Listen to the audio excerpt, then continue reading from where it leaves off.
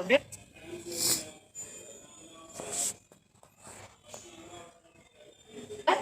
SNI secrete enzymatic secretions. Intralobular ducts will secrete almost isotonic solution, same as that of plasma. So sodium, potassium, bicarbonate, chloride, all will be almost equal to that of plasma levels. Whereas coming to this extralobular duct, it is usually stimulated by hormone secretin. Here what will happen, there will be more concentration of bicarbonate. So they will be rich in bicarbonates. Then after coming into main collecting duct, what will happen? There will be movement of water, which makes the solution again isotonic. Also, bicarbonate moves in exchange with chloride. Here what will happen? This is the mechanism. If this is the ductal cell and this is the ductal lumen. So what will happen? Carbon dioxide enters the tissues. Because of the enzyme and carbonic anhydrase, it forms the bicarbonate, carbonic acid, which breaks down into bicarbonate and H+. This H+, what will happen? It will be exchanged with sodium by active transport. So that sodium enters the ductal cells, and together this bicarbonate and sodium enters the lumen, forming sodium bicarbonate solution in the lumen. Because of this osmotic pressure gradient, it will draw water from the blood or interstitium into the lumen also. So there will be almost forming isosmotic bicarbonate solution at the end of duct, main duct, releasing into the duodenum. So here, if we have seen the enlarged picture of this, what is happening here? In these ductal cells, there is a special channel called CFTR channel. That means nothing but cystic fibrosis transmembrane regulator chloride channel. So as the name indicates, it is cystic fibrosis regulator chloride channel. So if any defect in this chloride channel occurs, it leads to a disorder called cystic fibrosis. So what is happening here? There will be release of sodium bicarbonate and water more into the lumen to form the pancreatic juice. So also this bicarbonate moves in exchange with chloride. If we enlarge this part, we can observe like this. So this chloride entering into the cells. Again, it is coming into lumen for further exchange through CFTR channel, or it is nothing but modified chloride channel. This is present not only in the pancreas, in different parts of the body, especially if you remember in functional anatomy of respiratory also, I have mentioned about cystic fibrosis. Same, in intestine, mostly affected part will be pancreas and intestine. Similarly, there will be chances of affecting the main organs in cystic fibrosis will be liver, skin, like that. Because of this CFTR gene mutation, there will be abnormal chloride channel, which causes further sequence of events. So, based on the rate of flow also, these components will vary. Sodium and potassium do not vary with the rate of secretion. Whereas if rate of secretion increases, there will be directly proportional to bicarbonate secretion. That means if secretion increases rate, bicarbonate also increases. Whereas chloride ions is inversely proportional. Here you can observe this is sodium ion concentration, this is potassium ion concentration. Even the rate of secretion is increasing, they are not changing. Whereas this pink one is bicarbonate, it increases, whereas chloride decreases with flow of secretion. So, coming to the main regulation of pancreatic secretion. Usually, it can be either neural or hormonal, not either, actually both. Whereas in neural components, major one is mainly by the vagus, which supplies the exocrine part, as we are dealing with the exocrine pancreas now. So, vagus supplying the exocrine pancreas. Vagus means obviously it is parasympathetic nerve supply. Whereas coming to the hormonal part of regulation, it plays a major role. It mainly involves in different phases of regulation. The different hormones will act, especially measured through secretin and cholecystokinin. These are produced by the intestine only. Also, there is a part of gastrin, which is produced by gastrin అయిపోయిందా secretion అయిపోయింది కదా gastric secretion. So what is the source of secretion of gastrin? Pyloric glands. Pyloric glands. Okay. What type of cells will be there for gastrin?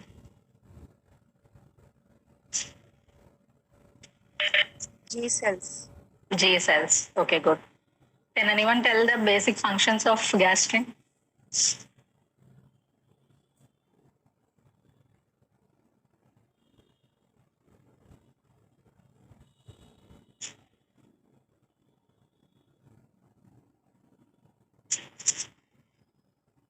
Okay. So, coming to the neural factors. Neural factors means there will be both sympathetic and parasympathetic supply. Usually parasympathetic means, as I told, it is mainly by the vagus only. Parasympathetic vagus acts through, as you all know, acetylcholine. Acetylcholine receptors. So what is happening here, main mechanism? This vagus acts through acetylcholine. The mechanism is involved is it activates the phospholipase C. Actually, hormones are called as first messengers in the body. Similarly, like hormones, there are substances called as second messengers in the body. It involves different components. Actually, in endocrine topic, second messengers topic will be covered. So I'm just mentioning some names only. So what will happen? This ACH through vagus acts on the increasing the phospholipase C. Once this phospholipase C activates, what will happen? It stimulates the increase of IP3 DAG. These are also second messengers only. It is called as IP3 DAG system. So they help in the stimulation of pancreatic secretion. Same mechanism is followed by cholecystokinin also. So this vagus, by acting through acetylcholine, stimulates the phospholipase C and helps in increasing the pancreatic secretion. Whereas sympathetic supply. Sympathetic supply means usually here there will be splanchnic nerves. You can observe here like great splanchnic, lesser, least. There will be celiac ganglia. All these will give different branches to the pancreas. So what is all happens? Stimulation of sympathetic is inhibitory in action. Usually, whereas in cardiac like that, what will we see? Parasympathetic will be inhibitory action. Whereas in GIT, the role will be reversal. Parasympathetic will be stimulatory, whereas sympathetic will be inhibitory in action. Coming to the hormonal factors, the major hormones involved are secretin, cholecystokinin from the intestine. Similarly, gastrin, GRP means gastrin releasing peptide. Similarly, VIP, vasoactive intestinal polypeptide. This is also intestinal hormone.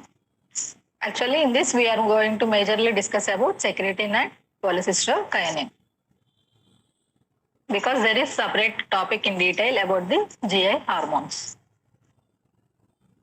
So what is the role of secretin? It is supposed to be the first hormone discovered in the year during 1902 only. It is nothing but hormone means it is usually polypeptide, that is it consists of amino acids, just around 27 amino acids. It is secreted from, you can remember by name, S cells, endocrinal S cells, which are located in the initial parts of the intestine, that is nothing but duodenum and jejunum. So in the mucous membrane of duodenum and jejunum, there is endocrinal S cells which secrete the secretin. So what is the major stimulating factor for this secretin release is the acidic chyme. So what is happening here?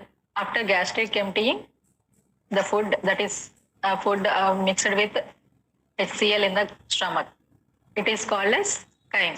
It enters the duodenum. Because of this acidic chyme, it stimulates the release of secretin from these S cells. So what is the role of secretin? As I told earlier, they mainly act on the extralobular ducts. So their major function is stimulating the duct cells. As a result, what will happen because of ductal stimulation? They will produce large amount of watery juice with high concentration of bicarbonate. As we all know, because of ductal region, there will be more secretion of bicarbonate. So if a condition situation demands like that after a heavy meal like that, there will be more increase of bicarbonates up to 145 milliequivalents per liter also. So what will happen here? It is producing more bicarbonate in the form of sodium bicarbonate. By that time, what is happening? The acid HCl is present in the chyme after coming from the stomach. So this HCl plus this sodium bicarbonate of pancreatic juice combine together and forms a neutral sodium chloride and carbonic acid. This carbonic acid further divides into bicarbonate plus carbon dioxide. As a result, we all know carbon dioxide is nothing but gas, so it enters the blood and reaches the lungs for expiration. So ultimately, there will be neutral sodium chloride formation. What are the other actions related to secreting?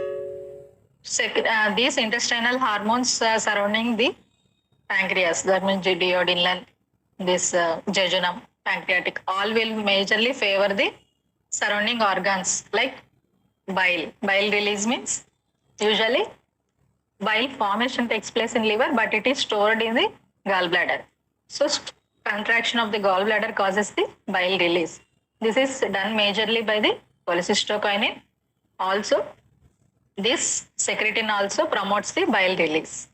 So this secretin stimulates the bile secretion and it increases the action of cholecystokinin on pancreas also. So it promotes the effect of CCK. Same what will happen along with CCK also, it acts on gastric delaying because by it promotes the closure of pyloric sphincter. As a result, what will happen? The stomach contents cannot enter the intestine. So there will be preventing the reflux of duodenal contents. So gradually it allows small amount of stomach contents to enter the intestine by closing the pyloric sphincter. So that what will happen, more acidic content cannot enter the stomach at a very fast speed. Also, it prevents the reflux of duodenal contents into the stomach also. So the major action is this promotion of large amount of watery juice containing bicarbonate, and other actions will be bile secretion, increases the action of CCK on pancreas, and along with cholecystokinin causes contraction of pyloric sphincter so that it promotes delays gastric emptying. So how it is regulated? Here major stimulant is acidic chyme. So what will happen once the low pH of the chyme enters the duodenum, it stimulates the secretion of secretin. Because of secretin, what is happening? There will be more secretion of bicarbonate rich pancreatic juice. Because of this, again, this acidic content will be neutralized and the pH will be increased. So the acidic quantity is decreasing. So it negatively inhibits the secretion of secretin. This is a negative feedback mechanism because positive stimulus leading to reduction in this quantity. Whereas coming to cholecystokinin, the role of cholecystokinin is almost same as secretin. It has but more actions. It is also a protein containing 33 amino acids, and similarly source will be endocrine eye cells in the same duodenum and jejunal mucosa. Here what is the major stimulant is digestive food breakdown products, especially the amino acids, fatty acids, monoglycerides like that. Because partial digestion will take place in stomach, so the digested products of these, the amino acids, fatty acids, all this stimulate the release of cholecystokinin after entering the duodenum. So what are the major roles of cholecystokinin? As we have seen, secretin helps in increasing watery fluid with bicarbonate solution. Whereas cholecystokinin helps in increasing the enzymes in the pancreatic juice. The main actions related to cholecystokinin takes place same as that of vagus nerve, because the main ultimate action acts on phospholipase C, same that of vagus through ACH. So what is happening here? There are two types of receptors: cholecystokinin A, cholecystokinin B receptors.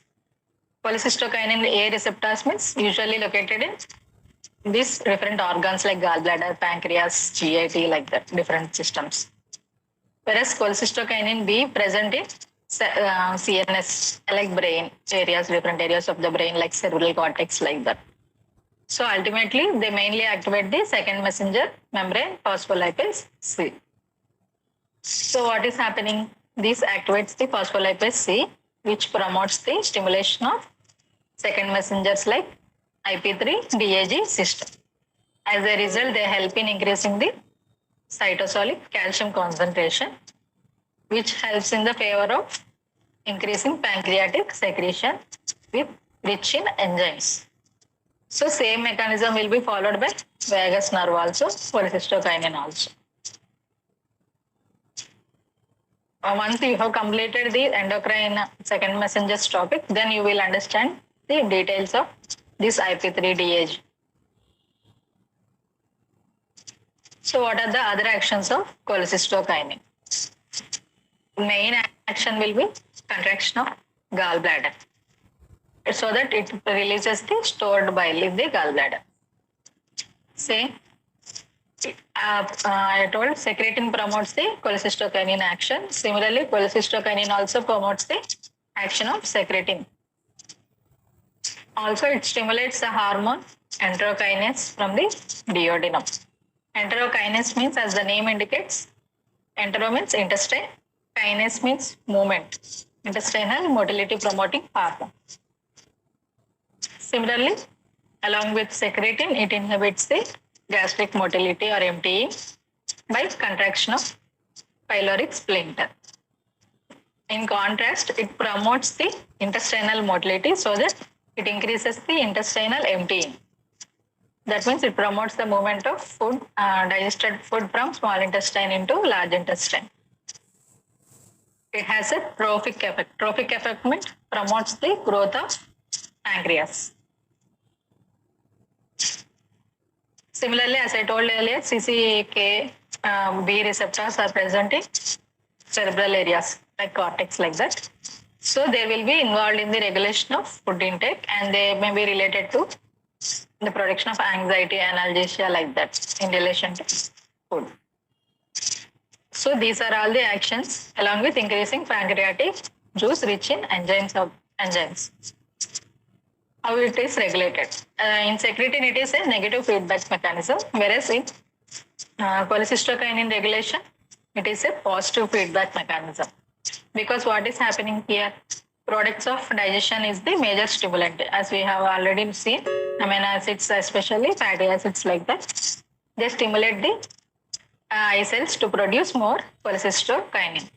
As a result, there will be increased bile and pancreatic secretion. So what is happening? These bile and pancreatic juice are rich in enzymes, bile salts, like that. So they will further promote the digestion of fatty acids, proteins, like that. So again, it will stimulate. So it is nothing but a positive cycle. Stimulation leading to effect, which further stimulates the products. It is a positive feedback mechanism. So coming to the role of gastrin. Here, gastrin is not in detail because already you have completed the gastric secretion. So it is usually secreted by the antral G cells and released into blood. Again, as it is a hormone, it and released into blood through arterial circulation. It again reaches the pancreas. Then it stimulates the SNR cells.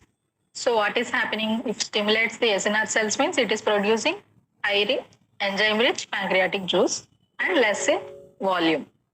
So low volume, high enzyme pancreatic secretion will be produced by the effect of gastrin.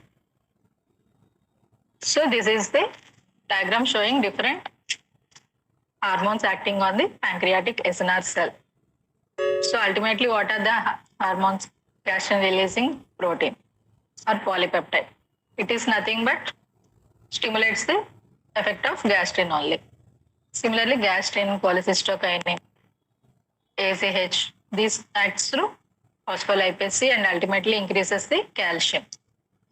Whereas VIP, that means vasoactive intestinal polypeptide and secretin, they also act on the receptors. They act via second messengers called CAMP.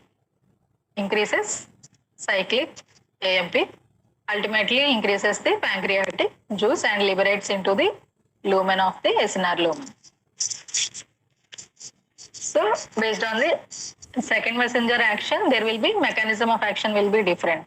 Mainly calcium, it is whereas EIP secretin related to CAMP, but ultimately causes the increased pancreatic secretion. So this indicates the different regulation of pancreatic secretion. Here what is happening? Acid from the stomach contents enters the duodenum. Similarly, digestive products, both will stimulate the release of secretin and cholecystokinin. Then they reach via blood into the pancreas. They cause the secretin means they stimulate ductal cells to produce bicarbonate-rich pancreatic fluid, whereas cholecystokinin causes secretion of enzymes. Ultimately, pancreatic juice will be more. Similarly, this vagal stimulation also releases different enzymes into SNI. This is the overall regulation of pancreatic secretion.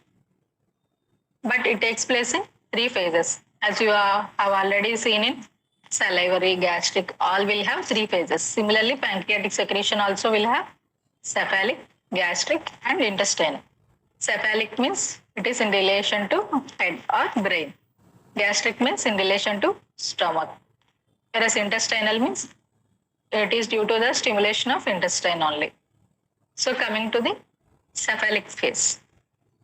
Cephalic means nothing but even before the food enters the stomach. It mainly involves the CNS response. So what is happening here? It is mainly mediated by the vagal stimulation. So it is usually vagal reflex. It can be conditioned or unconditioned reflex.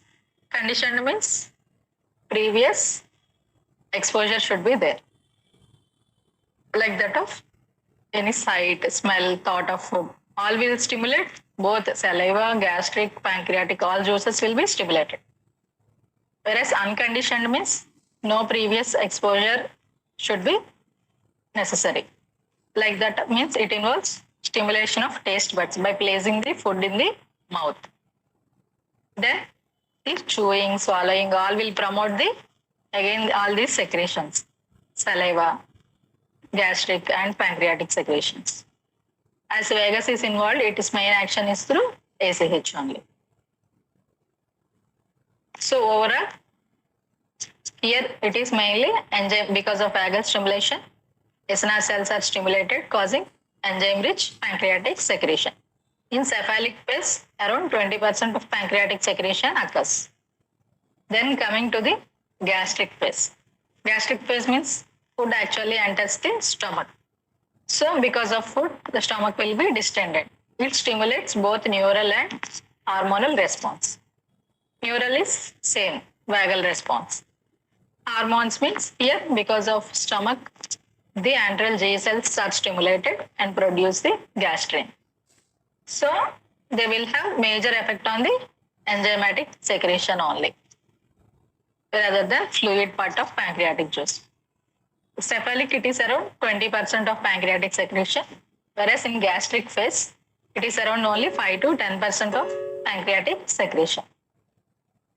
So here what is happening, because of distension, vagus is stimulated through ACH. Similarly, gastrin means here major stimulation is digestive products of food. Finally, it leads to low volume, high enzymatic pancreatic secretion. Coming to the intestinal phase, here what is happening? The chyme from stomach enters the duodenum and jejunum. So because of the presence of food in the intestine, it is stimulated. There will be both, because What is happening because of acidic nature? Secretin is stimulated, released, and because of food breakdown products, cholecystokinin is released. So it will have both enzymes and aqueous components because secretin helps in increasing aqueous component rich in bicarbonate, whereas cholecystokinin increases enzymatic component of pancreatic juice. Also, in response to these, again there will be vagal reflex also during gastric and intestinal phases. It is the major portion. It involves 40 to 60% of the pancreatic secretion takes place in the intestinal phase only. So ultimately, there is interaction of both neural and humoral. As I told already, secretin and cholecystokinin potentiates the action of each other. Similarly, this vagus reflex also promotes the action of secretin and CCK. So rather than individual vagal stimulation, all together will have more potent action in regulating the pancreatic secretion. So this is the overall picture related to phases of secretion. Here what is cephalic means? Conditioned and unconditioned reflex by vagal stimulation increases pancreatic rich in enzymes. Whereas coming to the gastric, because of distension, again vagal stimulation, and through protein digestive products, G cells are stimulated, causes gastrin. Again promotes pancreatic secretion. Coming to the intestinal phase, what is happening because of acidic kind? Secretin is released from mast cells, so bicarbonate rich fluid is produced. Similarly, fatty products digestion and peptides in duodenal content stimulates I cells to produce CCK. So overall, there will be increased pancreatic secretion, which helps in digestion of food. Here you can observe the negative feedback mechanism of secretin regulation also. So this is a different phases of regulation of pancreatic secretion. Coming to the applied aspects related to pancreas, common disorders will be acute pancreatitis and chronic pancreatitis. Acute means very short duration. Pancreatitis means inflammation of pancreas. So major mechanism involved will be related to auto digestion, because what will happen here, to protect the pancreas, there will be trypsin inhibitor. So any condition altering this trypsin inhibitor or any promotion of other factors lead to auto digestion of the pancreatic tissue by its own enzymes. As they are the mainly proteolytic enzymes, they will digest the pancreatic tissue also, it leading to inflammation. So what is the pathophysiology involved? If there is any stone formation or any tumors, polylithiasis means nothing but stone formation or any tumors, they will obstruct the ducts, or any intracellular transport and release of these zymogen granules can be affected. So the enzymes will act on itself only, or any hyperstimulation by alcohol. Also, defective sphincter of OD causes reflex of contents into duodenum. From duodenal, these acidic contents and hormone-rich contents will enter again pancreas, like that. Also, there will be increased trypsin inhibitor. All these factors leads to more enzymatic action in pancreas, leading to auto digestion. As a result, there will be acute inflammation in the pancreas. So usually the patient comes with severe pain in the epigastric or periumbilical region, referring to that often radiates to fat, because usually this pancreas is a retroperitoneal organ. It lies under the stomach. So what will happen in severe cases, because of there will be chance of hemorrhage also. Also this lipolecithin formation takes place because of abnormal enzymes which digest the fats surrounding the pancreas also. Similarly, there will be hemorrhage into pancreas leading to hemorrhagic pancreatitis. Ultimately, diagnosis is usually by clinical presentation along with marked elevation of serum amylase, because amylase is secreted by the pancreas majorly. So increased serum amylase is a diagnosis. So what is the treatment? Usually in 90% of cases, there will be conservative treatment. That means nil orally means because of this risk of increased digestion of pancreas, we should stop foods orally and promote IV fluids. Similarly, symptomatic treatment, analgesics, antibiotics like that. Whereas in severe cases, what is happening? There is chance of hemorrhagic pancreatitis. So there should be surgery should be performed. That means abdomen is opened and blood is collected. But to prevent the blood loss, it is again washed thoroughly and again reinfused. That is auto transfusion. That means blood from the same person is collected, cleaned, and again infused into that same person only. If this acute pancreatitis prolonged for more duration, it will lead to chronic pancreatitis. As a result, what will happen? That means this inflammatory condition progressively causes destruction of the tissues, ultimately leading to deficiency of pancreatic secretions. If it involves endocrine pancreas majorly, it will lead to diabetes mellitus. It is nothing but a deficiency related to insulin. Whereas if exocrine pancreas is more involved, it leads to malnutrition because of indigestion and malabsorption and digestive disturbances. So there will be steatorrhea. Steatorrhea means nothing but because of increased fat content in the stools, there will be huge, bulky, pale, greasy stools. Because of more fat content, the mass will be more bulky, grease. That means oily because of fat content, pale color. Rather than normal yellow shade, it will be pale in color. So that is known as steatorrhea. So there is a, as I told earlier, CFTR gene mutation may lead to cystic fibrosis. It is nothing but an autosomal recessive disorder because of CFTR gene mutation. There will be defect in the chloride channel. Usually seen in the starting from childhood only.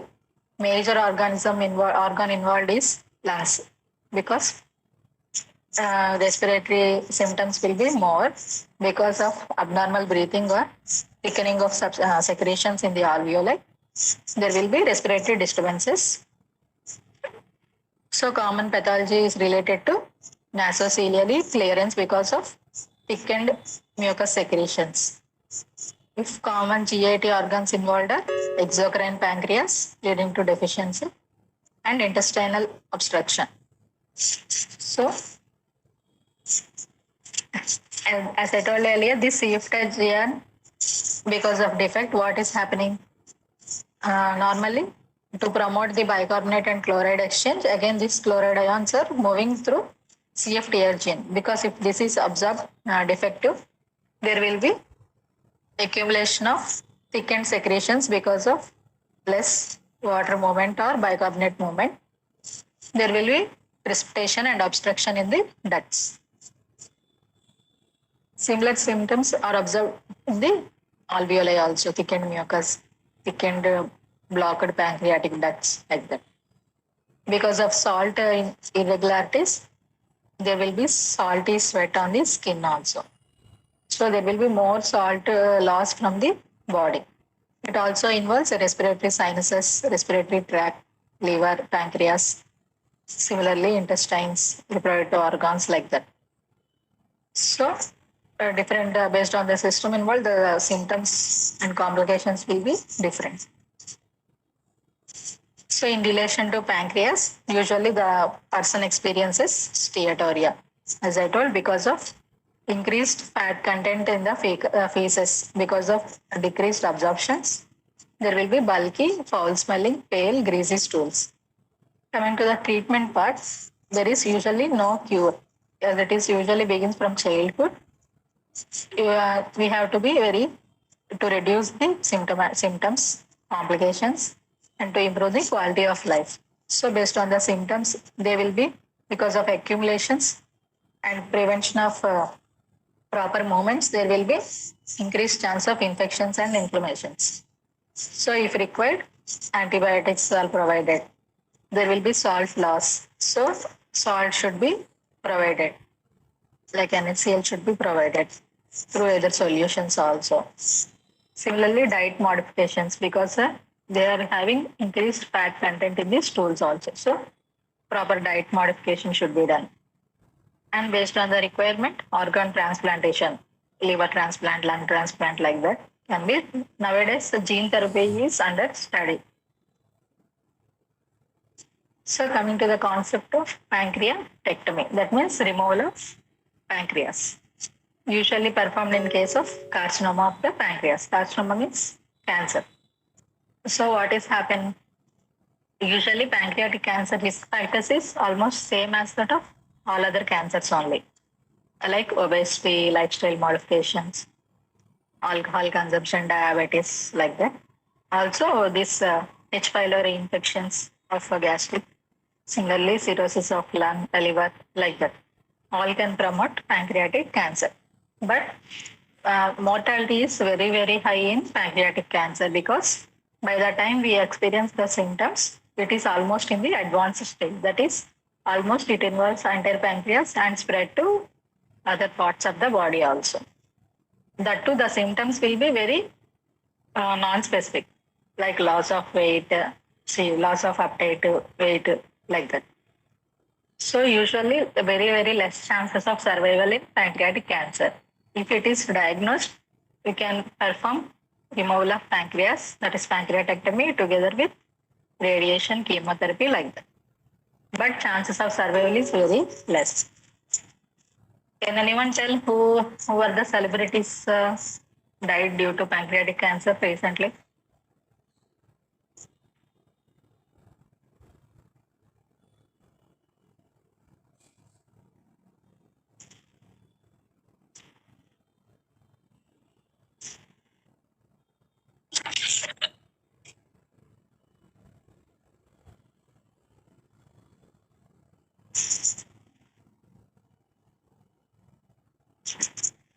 చెప్పండి, ఎవరికి తెలీదా? ఎవరు కొంచెం famous people ఎవరైనా చనిపోయారో pancreatic క్యాన్సర్తో?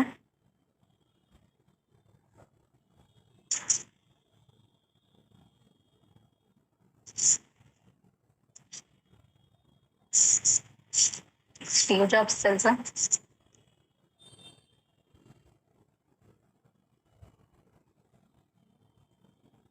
Apple company Steve jobs ఉన్నాడు కదా, he also died of pancreatic cancer. Similarly, last year that Bollywood actor ఉన్నారు కదా, Irfan Khan, they also died of pancreatic cancer only. So because it is very rare to identify in the early stages, so most of the people identified with pancreatic cancer very less chance of survival.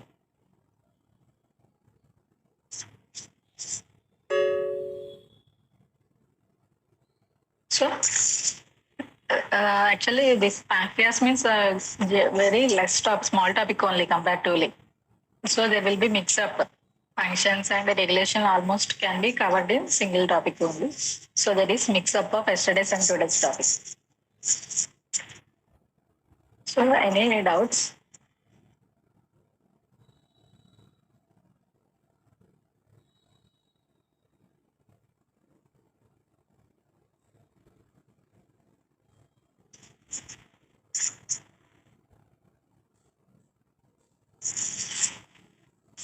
Can I end the session?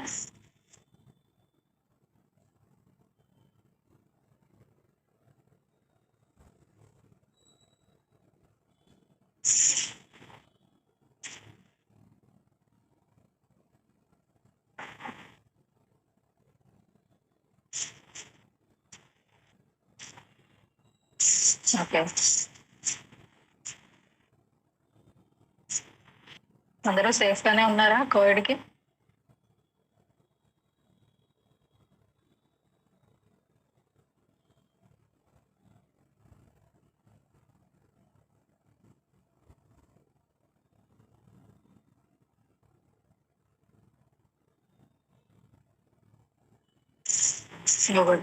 తొందరలో probably vaccine కూడా రావచ్చు మీ age group వాళ్ళకి. Take the vaccine. take proper precautions.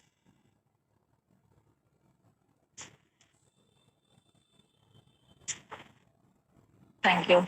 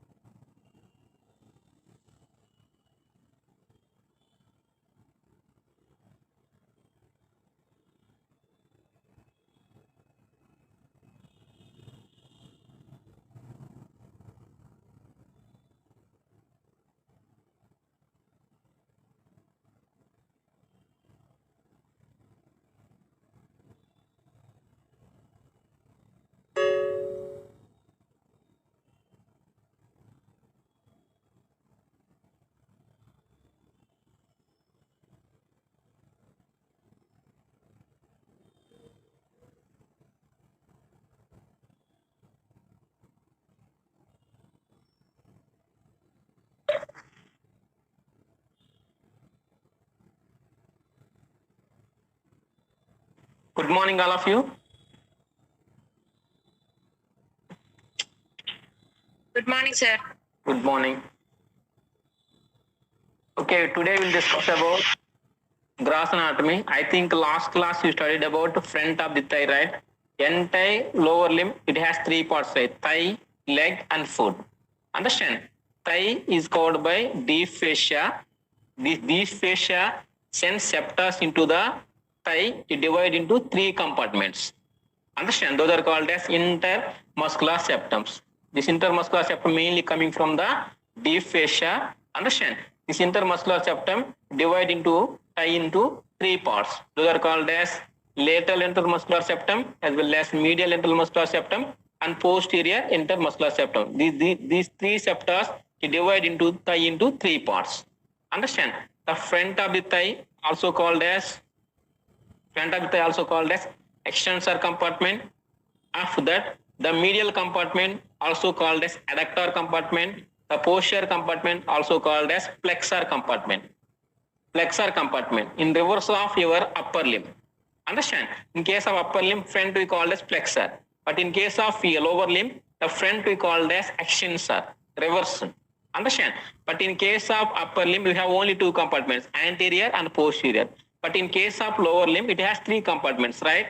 Anterior, posterior, and medial. Are you clear? Don't confuse. Understand?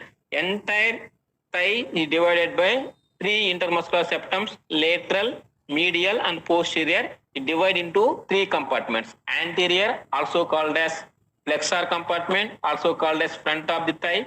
Posterior compartment, also called as posterior compartment, also called as flexor compartment. The anterior compartment, also called as extensor compartment. Other than that, you can see medial side of the thigh, also called as adductor compartment. Adductor compartment. Are you clear? Are you clear about the compartments of the thigh? Yes or no? It has mainly three compartments: anterior compartment, medial compartment, and posterior compartment. The anterior compartment also called as extensor compartment. The posterior compartment also called as flexor compartment. The medial compartment also called as adductor compartment. Are you clear? These are called as compartments of the thigh. Today we will discuss the other compartment that is called as adductor compartment, also called as medial side of the thigh. Adductor compartment also called as medial side of the thigh. Understand? Why is called adductor compartment? This all muscles action is adduction of the thigh. All muscles action is adduction of the thigh towards your midplane of thigh. Thigh moves to the adduction midline of the body. That's why we called as adductor compartment. Why? Because all of the muscles of this compartment main function is adduction of the thigh. That's why this compartment also called as adductor compartment. Also called as adductor compartment. Are you clear? Why is called adductor compartment? These all muscles of the action mainly adduction of the thigh. That's why this compartment also called as adductor compartment. That's why this compartment also called as adductor compartment. Are you clear? Any compartment mainly contains muscles, vessels, and nerves. It contains muscles, vessels, and nerves. Are you clear? You can take any part of the thigh.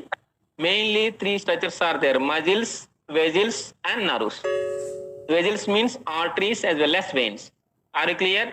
Now coming to the muscles of the adductor compartment. The muscles of the adductor compartment, you can see one by one. Muscles of the adductor compartment: pectineus, gracilis, adductor longus, adductor brevis, adductor magnus, and obturator externus. These are called as muscles of the adductor compartment. The muscles of the adductor compartment: pectineus, gracilis, adductor longus, adductor brevis, adductor magnus, and obturator externus. These are called as muscles of the adductor compartment. The muscles of the adductor compartment. Are you clear? The muscles of the adductor compartment mainly pectineus, gracilis, adductor longus, adductor brevis, adductor magnus, and obturator externus. These are called as muscles of the adductor compartment. Next, coming to the nerves. Nerves are obturator nerve. Nerves are Obturator nerve is the nerve of the adductor compartment. This is the nerve of the adductor compartment. Arteries are obturator artery as well as profunda femoris artery. Obturator artery as well as profunda femoris artery. These are called as contents of the adductor compartment. Contents of the adductor compartment. I will repeat one more time. The muscles of the adductor compartment is pectineus, gracilis, and adductor longus. Understand? After that, adductor brevis, adductor magnus, and obturator externus. Nerves are obturator nerve, arteries are obturator artery as well as profunda femoris artery. Profunda femoris artery. These are called as contents of the adductor compartment. The contents of the adductor compartment. The muscles of the adductor compartment arranged like a 3 layers. Arranged like a 3 layers. What we call 3 layers? First layer we call anterior layer, middle layer, and posterior layer. Anterior, middle, and posterior. Understand? The anterior layer mainly contains 3 muscles. One is called as adductor longus, gracilis, and pectineus. First 3 muscles are anterior layer. Anterior layer. Next, middle layer contains adductor brevis. The middle layer contains adductor brevis, and posterior layer contains adductor magnus. The obturator externus is the muscle of the gluteal region, but also in the action mainly functionally present in the adductor compartment. Are you clear? These are called as arrangements of the muscles of the adductor compartment. Muscles of the adductor compartment. These arranged like a 3 layers: anterior layer, middle layer, and posterior layer. The anterior layer contains adductor longus, gracilis, and pectineus. The middle layer contains adductor brevis, and posterior layer contains adductor magnus. Understand? These are called as contents of the adductor compartment. The contents of the adductor compartment. Are you clear? Now we will discuss one by one. First muscles, after that nerves, after that vessels. Understand? First coming to the muscles. Here, this is called as your front of the thigh. This is called as your medial compartment. Mainly contains first anterior layer, pectineus muscle. You can see adductor longus and gracilis. See, pectineus, adductor longus, and gracilis. These are called anterior layer. The anterior layer mainly contains 3 muscles: pectineus, adductor longus, and gracilis. These are called as anterior layer. Next, coming to the here, this is called as your posterior layer. This is called as your posterior layer. You can see that is called as adductor magnus as well as part of the your obturator externus. The middle layer you can see one more muscle that is called as means adductor brevis. These are called as muscles of the and means adductor compartment of the thigh. Understand? Now we will discuss one by one. Any muscle they will ask, you should remember origin, insertion, nerve supply, and action. You will discuss one by one. Understand? Are you clear? Yes, first we will discuss about pectineus muscle. Pectineus muscle, understand, is mainly the formation of the floor of the femoral triangle. Remember femoral triangle, one more class is there. There you can see it form the floor of the femoral triangle, the triangular in shape, understand. The origin mainly coming from the pectineus pubis. Origin mainly coming from the pectineus pubis, also called as superior means rami, the superior rami of the pubic bone. That is called as origin. Insertion is inserted into the femoral shaft of the femur between the lesser trochanter as well as linea aspera. Lesser trochanter as well as linea aspera. That is called as origin. This is called as insertion. The origin mainly coming from the pectin pubis as well as your superior rami of the pubis. After that, insertion into the shaft of the femur between the lesser trochanter as well as linea aspera. Origin as well as insertion of the pectineus muscle. Are you clear? Yes. Next one, nerve supply. It coming from the supplied by trunk of the femoral nerve. Trunk of the femoral nerve as well as obturator nerve. Understand? That's why this muscle is called as composite muscle. That's why it's called as hybrid muscle, also called as composite muscle. Understand? It's supplied by femoral nerve as well as obturator nerve. Dual nerve supply, double nerve supply. That's why it's called as composite muscle. Next, coming to the action. Flexion as well as adductor of the hip joint. Flexion as well as adductor of the at the hip joint. These are called as actions of the pectineus muscle. I will repeat one more time. The pectineus is the muscle, triangular muscle. It mainly formation of the floor of the femoral triangle. The origin mainly coming from the pectineus pubis, insertion to the shaft of the femur between the lesser trochanter as well as linea aspera. Nerve supply, it's supplied by two nerves. Understand? Trunk of the femoral nerve as well as obturator nerve. The actions are flexor as well as adductor of the hip joint.